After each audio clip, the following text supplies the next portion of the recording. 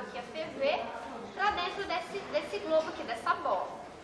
E esses caninhos, eles são, ó, opostos, então um para baixo e um para cima. Conforme o vapor ia entrando aqui, a bola ia girando, os canos iam soltando vapor, e esse vapor ia impulsionando a bola e ela ia girando. Então ele inventou essa máquina aqui, baseado na origem do vento. Por isso que o nome dela é eolícola, porque esse eol aqui vem de vento, né? Bom, então a nossa experiência é a seguinte: a gente pegou uma lata, colocou dois caninhos, nesses caninhos tem furos, um de um lado e outro do outro lado. A gente vai acender aqui o fogo, a água vai ferver e fazer vapor. Conforme o vapor vai saindo, essa lata vai rodando.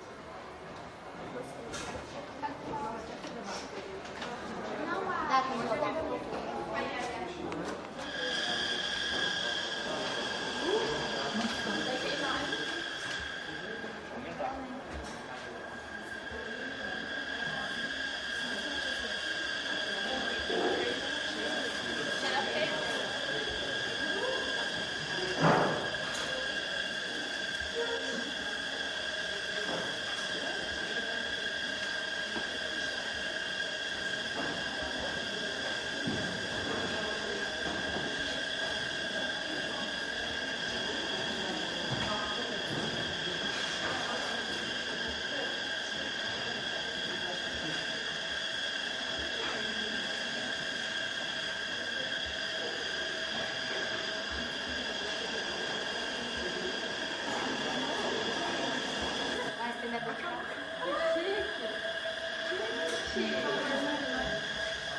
Ela fica pronta.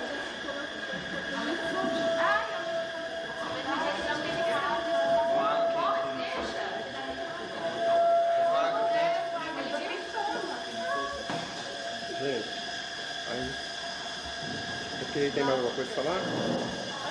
Pode fechar? Não, tem mais? Tem mais?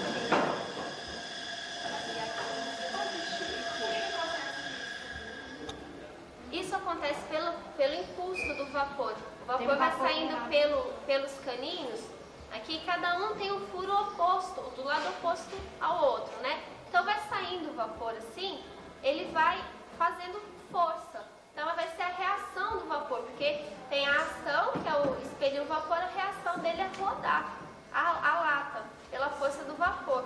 Então, baseado nisso, o Heron inventou essa máquina eolícola, mas apesar disso tudo, essa máquina não foi assim muito usada, não foi usada na prática, não teve um uso prático, porque o consumo de combustível, no caso a água aqui, era maior do que o movimento que ele dava, né? Do que a ação que ele fazia aqui.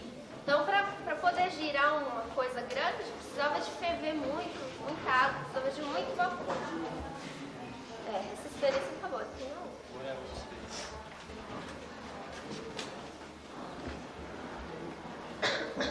Pode explicar agora. Essa experiência aqui é um espiral amarrado numa linha, tem essa vela. Bom, a gente sabe que o ar, quando ele esquenta, ele sobe, né? Quando vai passando por essa espiral, o ar vai fazer um movimento de rotação no espiral, porque conforme ele vai subindo, ele vai passando pelos lados aqui do espiral e vai fazendo com que ele rode.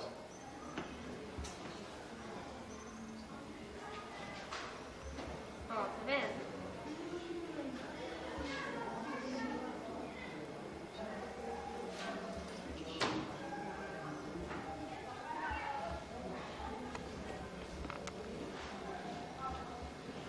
Isso acontece por causa que o ar fica mais quente, menos denso e vai subir. Aí ele vai passando pelo espiral mesmo.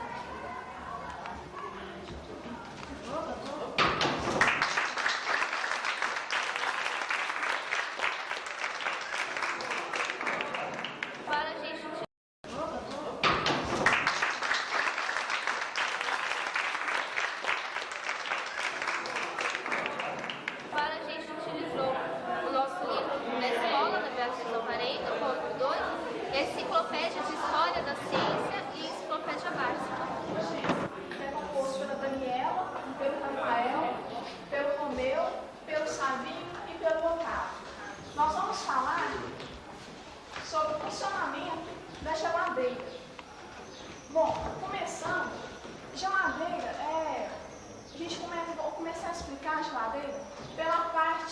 a geladeira a gente começa experimentando a parte de trás da geladeira. É onde está o motor e essa parte aqui de trás, vocês já repararam, a parte dela onde coloca roupa para secar, aquela parte? Pois então a parte de trás dela, que é o condensador ou radiador. É essa parte aqui, ó, que está lá atrás. Ela é ligada aqui no motor, certo? É chamado condensador ou radiador. Então, e também a gente é comparado com uma serpentina, a gente fala serpentina. E aqui dentro desse condensador, dentro dessa serpentina, aqui circula uma substância refrigerante. Essa substância é chamada freon, é um gás freon.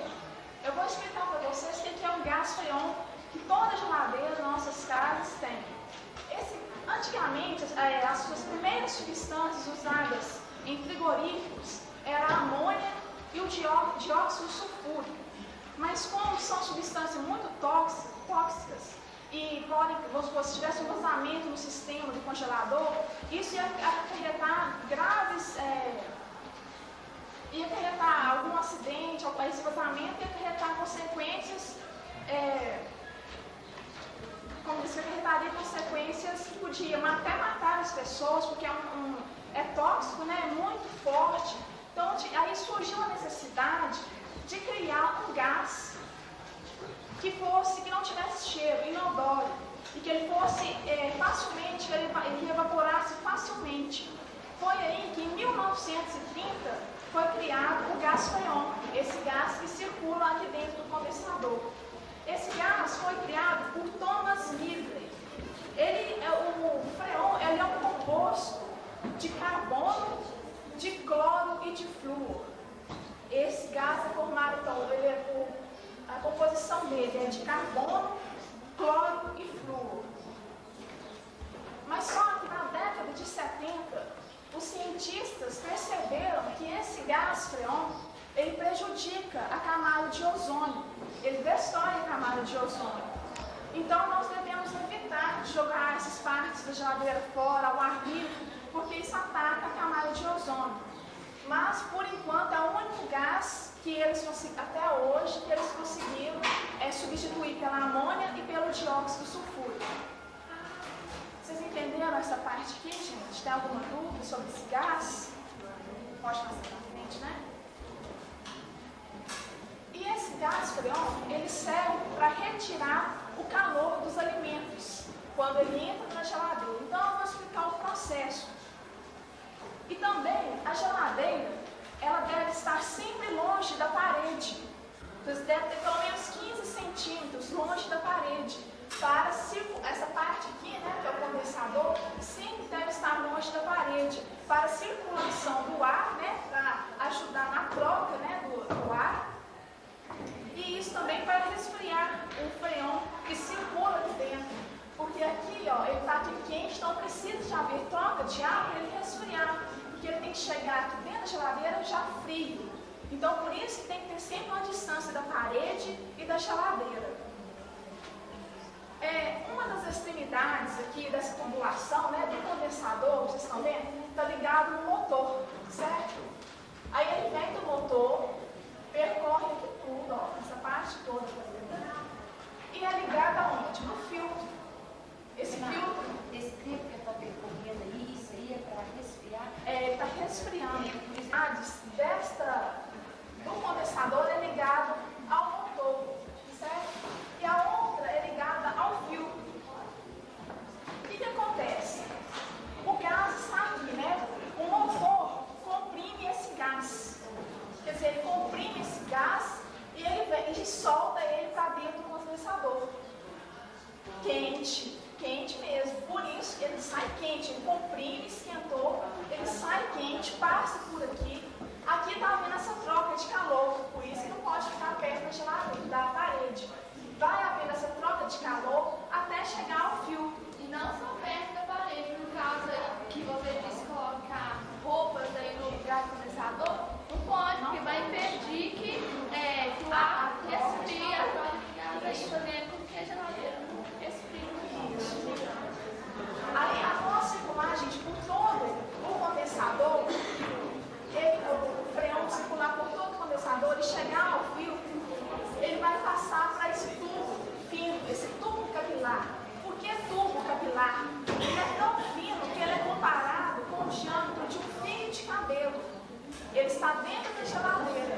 está na parte ali do lado da geladeira. Então ele é tubo capilar, quer dizer, é tubo muito fino, é um tubo muito fino e ele é comparado a um fio de cabelo, certo? Então, através dele, o freon vai para onde? Através desse tubo, do congelador, para a serpentina do congelador, que é essa parte. Nós temos duas serpentinas, que eles chamam isso também de serpentina, não foi o que eu falei no começo? Eles chamam de condensador lá atrás de serpentina, mas é condensador. O que aconteceu? O freon passou pelo fio, veio no tubo capilar, está lá dentro da geladeira, é bem fininho, e subiu até o congelador, subiu até a serpentina do congelador. Então ele chegou. Então a gente pode concluir, gente, esse tubo capilar, ele é muito grande, ele é bastante longo, porque ele liga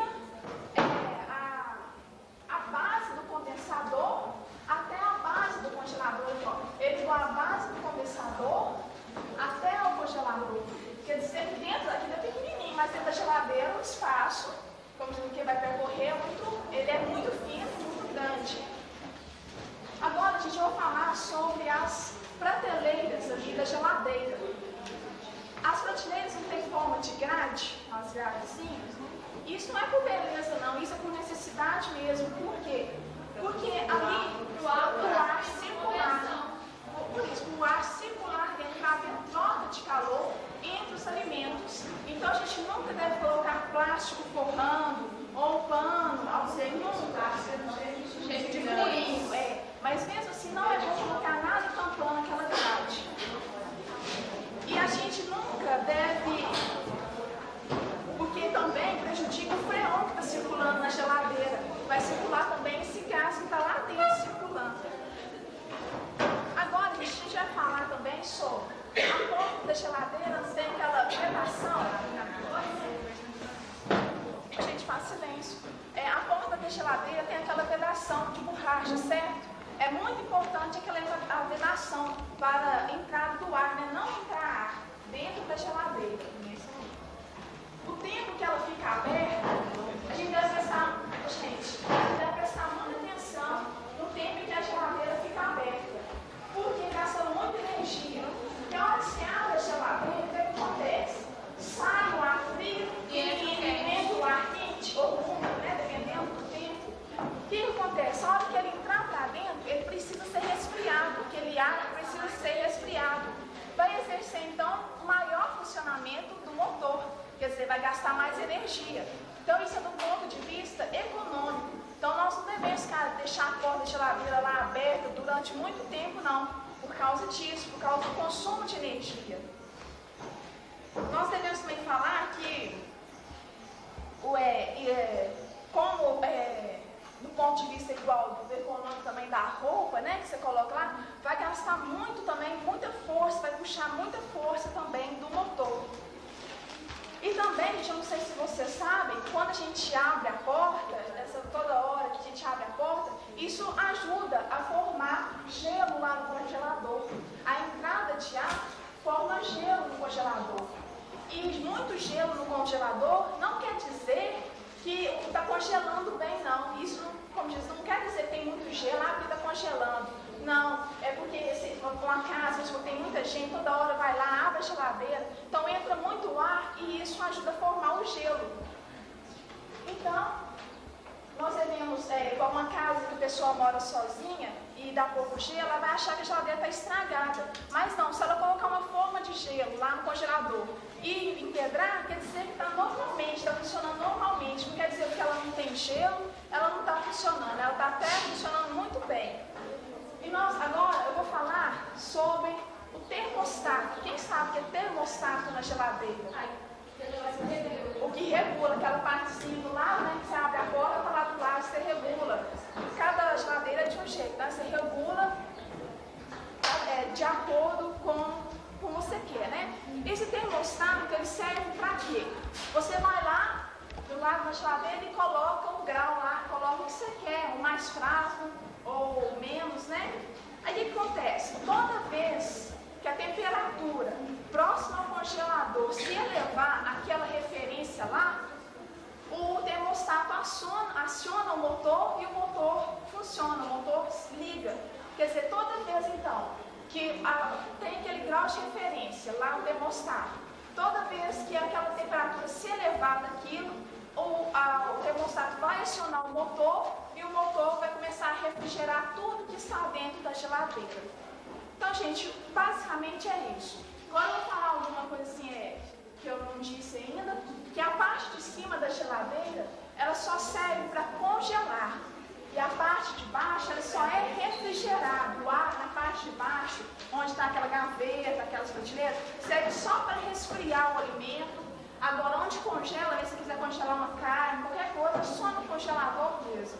E a gente nunca deve deixar a geladeira no mais forte, sempre no mais fraco, por causa que gasta muita energia.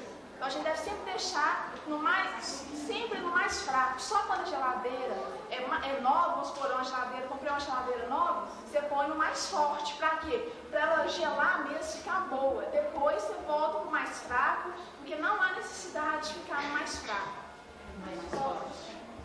E também, eu quero falar também sobre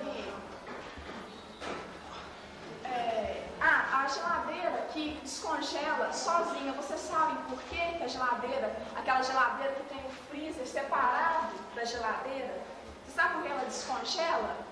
Vou explicar. Está aqui, né, o congelador separado da geladeira. Ele está na parte de cima e a geladeira na parte de baixo. Aqui no congelador há uma serpentina. Aqui, ó, separando a geladeira do congelador. Essa serpentina, ela é automática. Toda vez que no congelador tiver 2 centímetros de gelo, ela liga automaticamente, esquentando. O que acontece? O gelo derrete, ele desce por uma gomerinha que tem dentro da geladeira e vai cair lá embaixo, numa gaveta que tem embaixo. A geladeira esquenta e aquela água evapora. Quer dizer que ninguém sabe para onde que a água foi, porque a geladeira esquenta e a água evapora. Tem alguma dúvida, gente, aí?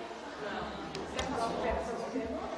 Não, né? Então, sobre os gastos, né, de energia, que a gente não deve colocar roupa molhada atrás e nem ficar abrindo a geladeira por muito tempo. Desta apostila, que é da Secretaria da Educação, e ela foi usada pelos professores de física em Ibirité. Então a gente tirou o trabalho dessa apostila. Assim, Cristiane, nós vamos fazer uma experiência com o gelo, mostrando aqui, ó, a influência da pressão sobre o ponto de fusão. É isso que nós vamos realizar. Nós vamos pegar um gelo com um fio de aço, fio bem fino de aço, e vamos atravessar esse gelo, através com esse arame aqui, ó, vamos atravessar o gelo e vamos mostrar que após o arame penetrar no gelo, depois do arame ter penetrado mais no meio, a parte de cima do gelo não vai apresentar fenda nenhuma. É isso aqui que vai acontecer, ó. A pressão exercida sobre o arame faz com que o gelo sobre ele se funde e permite que o arame penetre. É o que vai acontecer, o arame vai entrar no gelo. Mas mesmo após o arame ter penetrado, o gelo não apresenta fenda. A água resultante da fusão torna-se congelar após a passagem do arame. Então isso aqui que a gente vai demonstrar através de uma experiência. Nós vamos pegar o gelo e vamos penetrar o arame.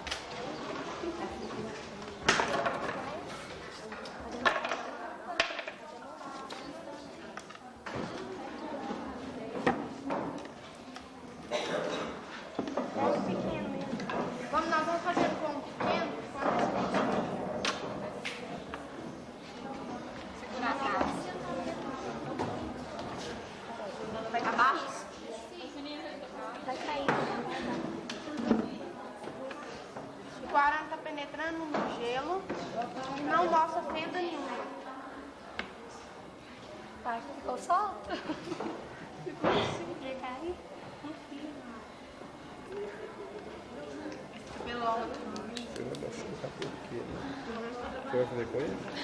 Era bom, mais fácil. Pelo menos um pedaço. Coloquei lá.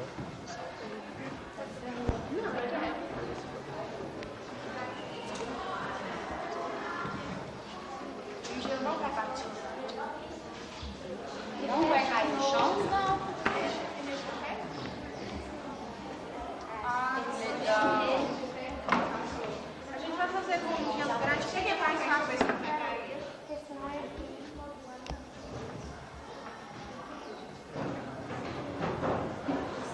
Gente, o que aconteceu aqui foi o seguinte: na hora que o arame está penetrando, há uma pressão que as luzes exerceram como puxando, uma pressão sobre o gelo. Após o arame descer, essa pressão aqui na parte de cima acaba. Aí o que acontece? A água congela de novo, faz com que o gelo não apresente fenda nenhuma. É tudo influência da pressão. A gente vai tentar fazer com um grande aqui para ver se parece melhor. Você quer segurar o gelo? Vai me puxar.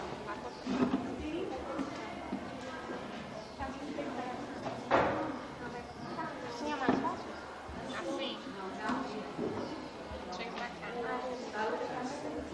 Segura aqui, já segura o gelo. Porque a gente vai fazer no gelo grande para ficar mais fácil.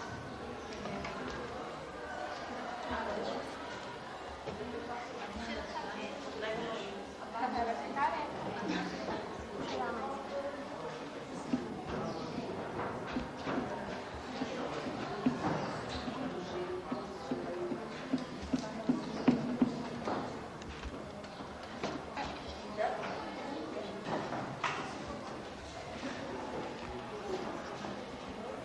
Da Beatriz Alvarenga, no volume 2, nosso livro de física. Quarta experiência.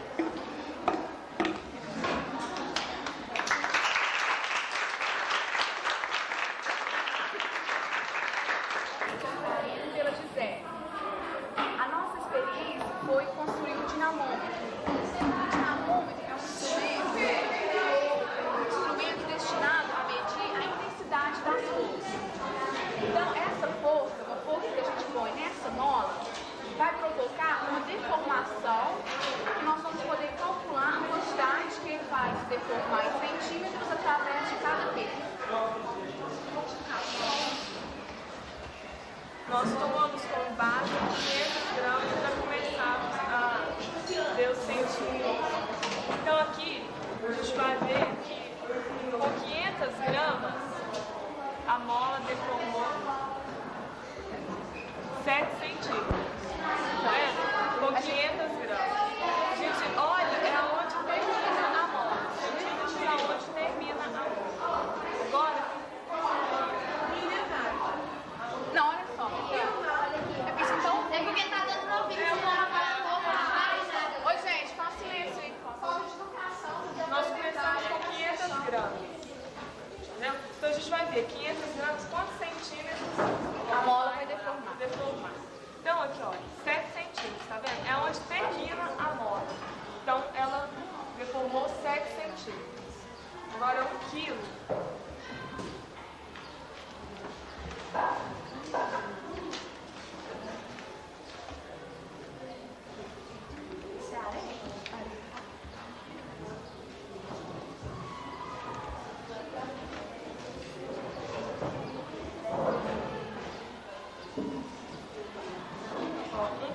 Ela deformou 10 centímetros, tá vendo? No finalzinho da mola. Então, de 500 para 1 quilo deformou 3 centímetros. Agora a gente vai colocar 1 quilo e meio. Essa de 1 quilo deformou quanto? 10. E a de meio quilo tinha deformado 7 centímetros.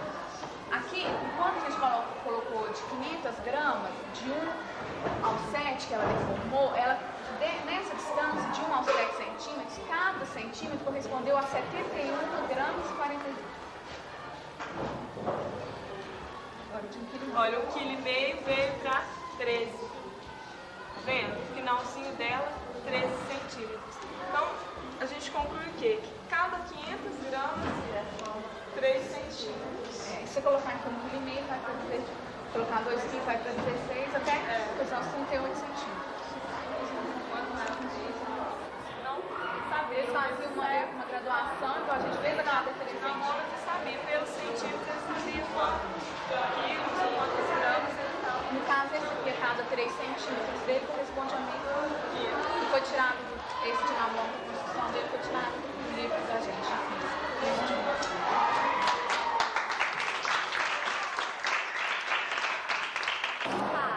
E esse aqui é o nosso grupo. É a Fernanda, Janaína, Luciano, eu, Cebolinha e Thiago. A gente vai explicar a fusão de um sólido. A uma determinada pressão, a temperatura de fusão de um sólido é bem definida.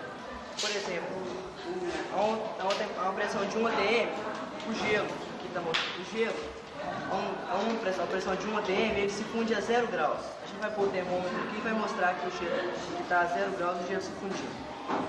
Vamos deixar um pouquinho. Quando um sólido se encontra na sua temperatura de fusão, por exemplo, seja o gelo igual a 0 graus ou o chumbo que é 327 graus Celsius, ele precisa de uma quantidade de calor para ele passar de um estado para o outro. Essa quantidade de calor é chamada calor latente de fusão. E esse calor também é bem definido para cada substância. Por exemplo, o calor de fusão da água é 80 cal por grama. Isso significa que para cada grama de água se fundir, é necessário uma quantidade de calor de 80 cal. Aqui, ó. Aqui dá para ver aqui, ó, 0 graus, aqui, ó, um pouquinho abaixo aqui por causa da pressão. Aqui é 0 graus. Essa quantidade de calor, que é o calor latente de fusão, apesar da gente pôr, agora eu preciso. Aqui dá para ver certinho. 0 graus. É muito difícil de ver porque é pequeno. Esse aqui é mais fácil. Essa quantidade de calor que a gente fornece, que é o calor latente de fusão, ele não aumenta a temperatura do corpo porque ele é usado para desfazer a rede cristalina. Então, significa que um bloco de gelo a 0 graus se fundindo vai dar uma água também a 0 graus inicialmente, porque o calor usado para mudar de fase não altera a agitação das moléculas, por isso não altera a temperatura.